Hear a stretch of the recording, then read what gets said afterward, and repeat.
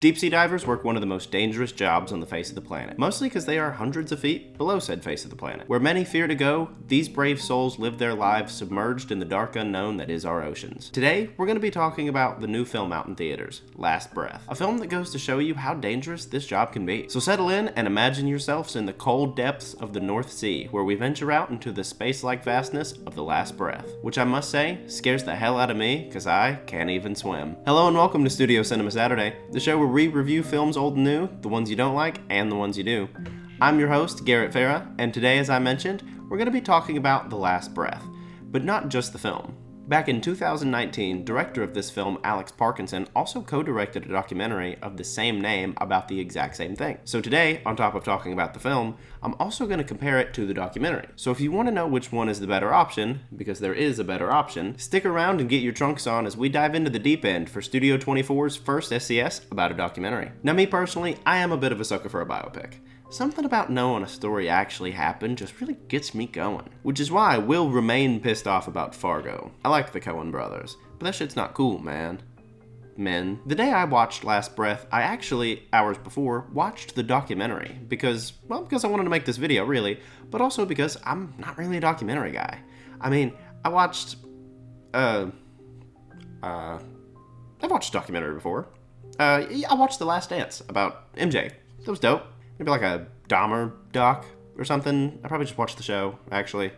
But either way, your boy's branching out. Now, unlike me, who literally word for word spoiled the movie, if you don't want that, now's your chance, because here comes the spoilers. And if you want to just skip to my thoughts and not listen to any of the story recap, then skip to this time here. The film opens up with shots from the documentary talking about how this is a true story, and how this is a filmic adaptation of said doc. That immediately immersed me in, and it was really cool to add that footage to the opening credits. Then we get into the opening where we meet our main character, Chris Lemon, played by Finn Cole, who is talking with his soon-to-be fiancée. He then leaves for his month-long work, which blows.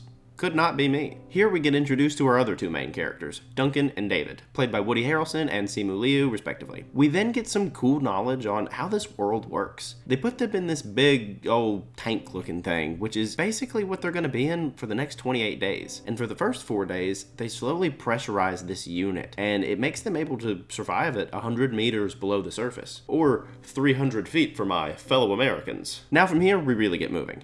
This is a very straightforward movie where everything just kind of happens at once, which I will say I'm cool with for a plot like this, but it isn't always the most tense for a thriller like this. The team gets to the dive site and they are lowered down to the bottom of the North Sea and get to work on this little base where they have to replace some piping. The ship above them, which is really cool, has a setup where they have a bunch of propellers keeping them in one spot regardless of water and wind. However, when the systems fail on the ship, it begins to drift because of the storm that's going on around them. And since the ship is moving, our divers, who are attached via these thick-ass wires that support them with heating and air and electrical bits for video and light, need to rush back or else they're going to get dragged around the bottom of the ocean. Unfortunately, Chris gets snagged on machinery that they were working on, and the boat gets far enough out that he's unable to get it loose, and eventually, it snaps, leaving him stranded at the bottom of the ocean with 10 minutes of air and no light or direction. From here on out, we get a rather quick sequence of getting the ship's systems back online, driving the boat back over where he was and finding him and trying to rescue him. And it took them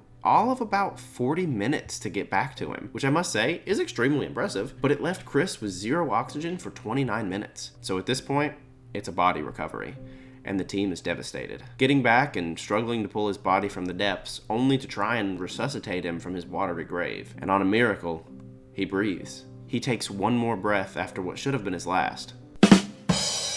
Through a twist of fate and science that we still don't fully understand, but what people think is a mix of him being pressurized and the temperature and depth that he was at, he was able to come out, even after being out of oxygen for a half hour, with 0 damage to his body or brain. An insane feat that truly should not have happened. And here at the end, we get the joyous return of our dive team, and Chris goes on to marry his fiancée. And then they go back 3 weeks later and finish the job, which is the most mind-blowing part of this whole movie. Like, bro, you just died.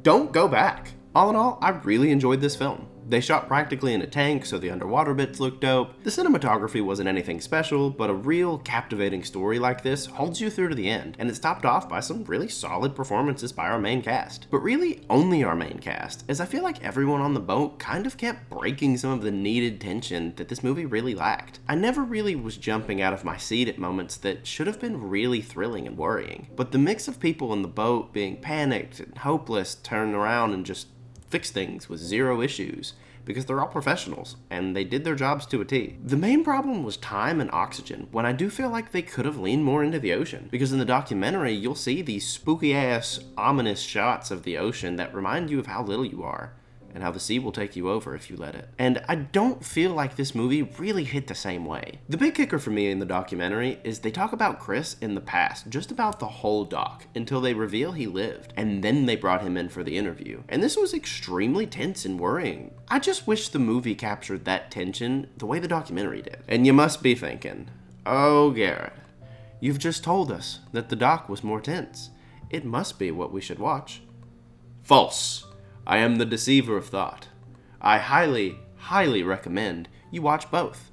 Watch the documentary for the thrilling story, and after, watch the film. They feel like two parts to a whole to me, and I really feel like you get to know these real people through the doc and hear what they went through. But then you go and you really see what it was like through a more direct lens, and I could not have asked for a better movie experience. Both were really well made, and while I would give this movie probably about a 6 out of 5 out of 10, though I could be swayed for 7. I really enjoyed this very real, very amazing story, and honestly, I learned a lot about what goes into this job and what they have to do and the dope-ass technology that I never even knew existed to get really important jobs like this done. But if you have seen the film or the doc, or both, I would love to hear your thoughts on it.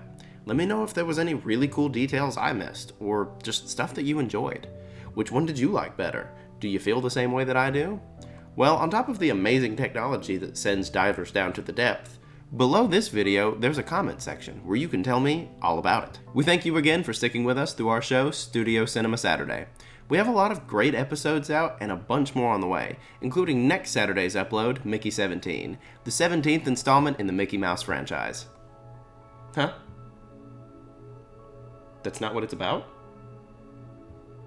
The guy from Twilight?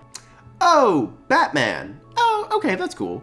Well, stick with me next week where I give you my thoughts on that. Don't want to wait a week? Well, we're also here every Tuesday with Television Tuesday. The show just like this, but, you guessed it, about TV shows. But on top of that, here at Studio 24, we are filmmakers. It's what we love to do, and our latest short film, The Ties That Bind, is a horror film we worked really hard to make, and we would love to get your thoughts on that as well. And as always, we'll see you there.